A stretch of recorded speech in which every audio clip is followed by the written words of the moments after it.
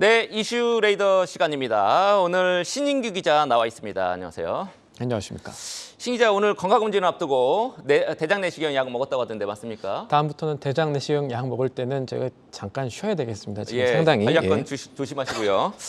일단 바로 들어가겠습니다. 지금 테슬라 얘기, 여러분들 관심 많으시죠? 테슬라가 독일에서 저가형 전기차 생산할 계획이다. 라는 게 보도가 됐던데 어떤 내용입니까? 네, 지금 테슬라가 공식 확인을 한 내용은 아니고요.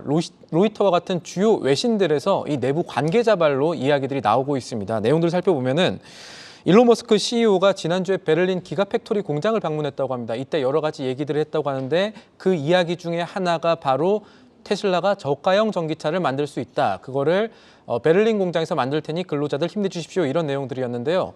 얼마나 저가인가 봤더니 한 25,000유로. 이거 달러 환산하면은 27,000달러 되고요. 우리나라 돈으로는 3,500만 원 정도의 좀 싼 전기차를 만들겠다는 얘기입니다. 전기차 중에서 굉장히 저렴한 편이 되겠네요. 그렇습니다. 그래서 테슬라가 저렴한 전기차를 만든다는 뜻은 사실은 만들 수 있다는 뜻이라고 시장에서는 인식을 하고 있습니다.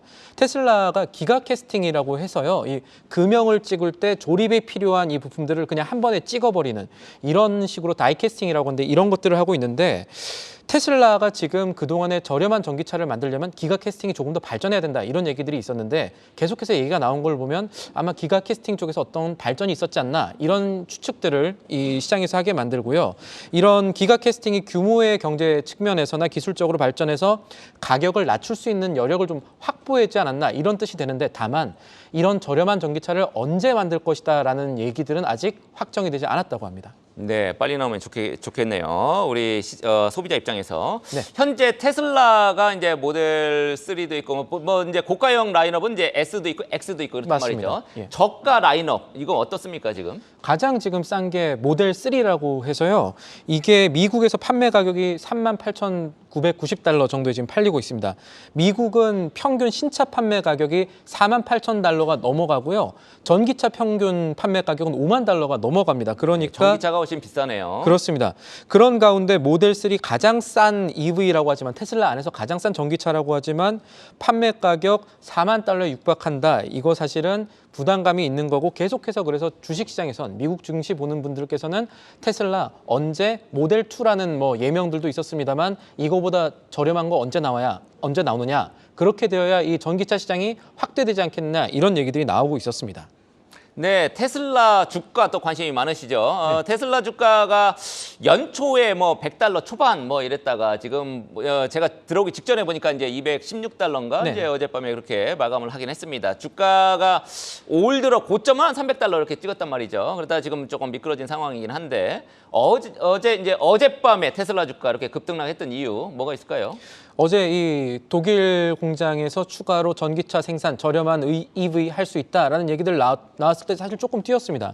아침에 예, 프리마켓에서 조금 오전에. 뛰는 모습 보다가 자고 일어났더니 조금 떨어졌더라고요. 이런 어떤 것들이 있나 봤는데 아까 제가 말씀드렸을 때 이 외신 보도 중에 이 근로자 설명 계획 중에서 이 저렴한 전기차 계획 나왔다고 했지 않습니까? 그럼 다른 안건들 뭐가 있는지 봐야 되는데 다른 안건들 보니까 이 임금 인상 내용들이 조금 있었습니다.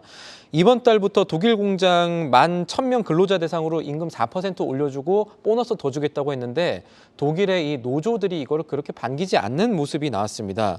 이 테슬라 월급이 다른 독일차 공장보다 좀 짜게 주는 편이라고 하고요. 그리고 여름 휴가라든가 크리스마스 휴가 뭐 이럴 때 보너스 주는데 테슬라는 안 준답니다. 그래서 더 줘야 되는 거 아니냐 이런 압박들이 있었다고 하고요. 이런 부정적인 일론 머스크는 보너스 좀 주세요. 예.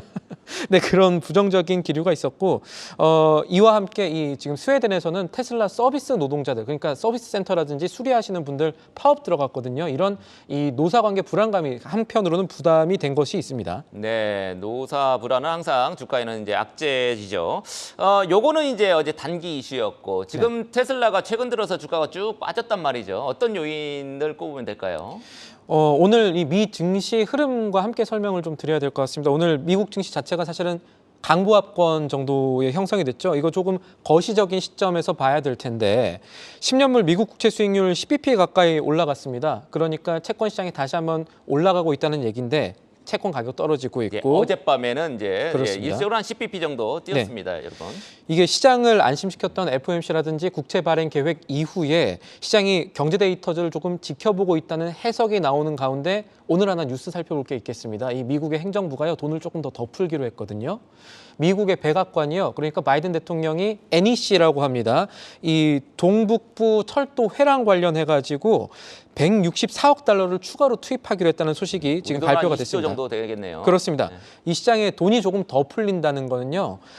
통화정책 당국으로서는 인플레이션 걱정해야 되는데 시장에 돈이 더 풀려지는 거니까 그렇게 좋아할 건 아니죠. 그래서 이런 이야기들이 적어도 최근에 높아진 미국의 금리를 더 늦게 떨어뜨릴 수 있는 영향력을 미국 정부가 오히려 행사하는 거 아니냐, 이런 얘기들이 나오고 있고, 그래서 피터 부크바르 블리커리 파이낸셜 CIO가 오늘 매체 인터뷰하기도 했었는데 미국의 기준금리가 내년에는 더 오를 가능성도 있다, 이런 얘기들도 했었습니다. 그리고 시카고 거래소의 연방기금금리 시장, 저희가 페드워치라고 투자자분들 더 잘 아실 텐데 여기 보면은 오늘 미국의 기준금리 상승 확률이 소폭 올라가긴 했습니다. 네, 그렇군요. 예, 일시적으로 이제 뭐 등락이 많이 있긴 합니다만, 일단 한국 얘기로 다시 이제 오겠습니다. 지금 어제 투자자 여러분들한테는 굉장히 기분 좋은 소식이겠습니다만 외국인들한테는 굉장히 큰 악재였겠죠. 공매도 전면 금지, 예, 뭐 한시적인 조치이긴 합니다만 한국 증시가 이제 우리 코스피, 코스닥 엄청나게 급등했단 말이죠. 그 소식부터 먼저 일단 네. 전해주시죠. 어제 굉장히 기분 좋으셨을 투자자분들 많을 겁니다. 저희가 뭐 외국인은 아니니까요. 어제 어쩐 분과 얘기를 좀 나눴는데, 아니 그 언론에서는 공매도 없애면 선진 시장 멀어지고 뭐 가격 조정 기능 없어진다 이런 얘기 하던데, 아니 우리 입장에선 이 정도로 흐르면 우리 증시는 선진 시장 조금만 더 늦게 천천히 가도 되는 거 아니냐, 뭐 이런 얘기들을 하시던데, 그래서 이리저리 말씀을 나누긴 했지만 그 말씀 끝나고 나서 아, 그렇게 생각하실 수도 있겠구나, 투자자 입장에서 뭐 그럴 정도로 어제 하루 증시 많이 올랐죠. 이 증시 매수세가 외국인이 많이 샀습니다. 그래서 증권가는 외국인이 왜 샀는지를 지금 분석하고 있는데, 6일 하루 동안 외국인은 코스피 시장에서 7,100억 정도 샀고요. 이 코스닥 시장에서 4,400억 원 넘게 샀습니다. 그러니까 하루 만에 외국인의 매수세가 1조 1천억 원 넘게 들어온 건데, 증권사에서는 외국인들이 이 공매도한 주식들을 갚기 위해서 이 되사는 쇼커버링 때문에 갑자기 이 단기 매수세가 들어온 걸로 이해를 하고 있습니다. 그런데 최근에 뭐 증권사들 분석들 보면은 공매도 잔고가 남은 주식들 이렇게 다 정리를 해놨거든요. 그거 보니까 외국인들 쇼커버링 조금 더 할 가능성이 아직 남아 있는 것 같습니다. 그래서 이런 흐름들은 국내 증시 공매도 잔고량 비교해 보면 아마 조금 더 갈 수 있지 않나, 이런 생각을 해볼 수도 있겠습니다. 네, 뭐 우리 외국인들이 이제 월별로 보면 3개월 연속으로 팔았거든요. 이제 매도, 순매도를 지금 10월까지 연속으로 3개월 연속으로 했습니다. 1조도 팔고 3조도 팔고 한 달 기준으로 그렇습니다. 근데 어제 하루 동안에 1조 원 넘는 물량을 갑자기 사들일 수밖에 없었던 배경에 이제 쇼커버링이 있었다. 이 공매도 금지로 이제 증시가 지금은 일시적인지 어떤지는 모르겠습니다만 화랑세를 보이고 있습니다. 요게 이제 IPO 흥행으로 이어질지 그 네. 여부가 좀 궁금하거든요. IPO 좀 대기되고 있는 거 있죠? 그렇죠. 지금 IPO 대여라고 불리는 데가 사실 앞에 에코프로라는 이름을 달고 있는 데입니다. 이 전구체라고 해서요, 니켈, 망간 이런 거 같이 이 2차 전지의 필수품인 양극재를 만드는 전구체라고 하는데, 이거 생산하는 국내 유일이자 뭐 최대 기업 정도로 인식되고 있는 에코프로 머티리얼즈가 이번 주 일반 청약 들어갑니다. 왜 지금 IPO 기대감이 증시 매수세와 결부되어 있느냐, 이런 질문을 하신다면, 이 에코프로 머티리얼즈는 사실 기관 수요 측에서는 아주 기대감이 크지 않았다고 합니다. 그건 당시 분위기 때문에 그렇습니다. 2차 전지가 쭉 내려갔지 않습니까? 그런데 그렇죠. 어제 갑자기 이제 2차 전지부터 쭉 살아나고 이 형님이라고 불러야 할까요? 에코프로 시리즈들, 국내 증시에 이미 상장한 에코프로 계열사들 거의 상한가 가고 그렇기 때문에 일반 청약에 8일부터 들어가는데 기대감들이 다시 생겨나고 있다, 이렇게 봐야겠죠. 하나 말씀드려야 될 거는 이 공모주가 인기가 있을 것 같으니까 에코프로 관련해가지고 특별 공모주 모신다면서 지금 불법 사이트들이 지금 일어나고 있는 것 같습니다. 이 웬만한 게 다 허위라는 얘기입니다. 지금 에코프로 머티리얼즈에서는 이 여러 가지 특별 공모주 신청받는다면서 운영하는 사이트들 다 가짜니까 주의하시라, 이런 얘기들도 하고 있습니다. 네, 나는 안 당하겠지 생각하지만 자칫 혹 이제 이렇게 혹할 가능성도 있습니다, 네, 항상 여러분. 주의하셔야 됩니다. 에코프로 패밀리가 워낙 많아서 이제 헷갈리기도 하고요. 그렇습니다. 조심하셔야 될 것 같고요.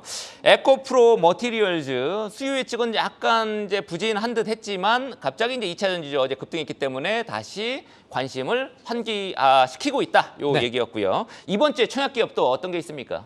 지금 오늘 일반 청약 마감이 되는 곳이 캡스톤 파트너스라고 있습니다. 국내 1세대 벤처 캐피탈 하는 곳이고요. 직방, 당근 이런 데 투자해서 굉장히 안목 있는 투자를 거뒀던 곳입니다. 여기가 공모가가 3,200원에서 3,600원 밴드 형성되고 있고요. 그리고 가장 큰 IPO 대회인 에코프로 머티리얼즈가 8일부터 9일까지 일반 청약 받습니다. 그리고 글로벌 아웃도어 ODM 기업이죠. 이 동인기업이라는 회사가 9일부터 10일까지 공모가 33,000원에서 3,700원 수준으로 지금 일반 청약 들어갈 예정이고요. 그 다음에는 정수기 전문 기업인 스톰테크라든지 아니면 온실가스 솔루션으로 탄소 배출권 거래하는 에코아이라는 기업들이 각각 일반 청약을 이번 주에 앞두고 있습니다. 오케이. 마지막 이슈 우리가 점검해 보겠습니다. 금융주의 횡재세 리스크 관련해서 이제 저번 주에도 우리가 전해드렸는데 업데이트된 상황이 있습니까? 계속해서 이 횡재세 관련해선 금융당국에서 약간 세게 얘기를 합니다. 횡재세를 도입할 것이다 말 것이다는 아닌데 이복형 금감원장이 어제 백브리핑을 했습니다. 기자들 상대로 얘기를 했다는 뜻인데 어떤 얘기를 했냐면요. 올해 이 은행들의 이자 수익이 아마 60조 원 수준에 달해서 역대 최고 수준일 것으로 보인다. 3분기 영업이익 비교해 보면은 삼성전자, LG전자, 현대차 합친 것만큼 좋은데 이거보다 더 큰데 과연 은행들이 반도체, 자동차와 비교해 보면은 어떤 혁신을 했길래 60조 원의 이자이익 거둘 수 있는지는 의문이다. 이런 얘기를 했습니다. 네, 은행들은 돈을 벌어도 걱정, 못 벌어도 걱정 그럴 것 같습니다. 그래서 이제 은행들에 대한 횡재세 논의도 열어뒀다 이런 의미로 이제 이해를 하면 될 것 같습니다. 지금까지 우리 신인규 기자와 함께한 이슈 레이더였습니다.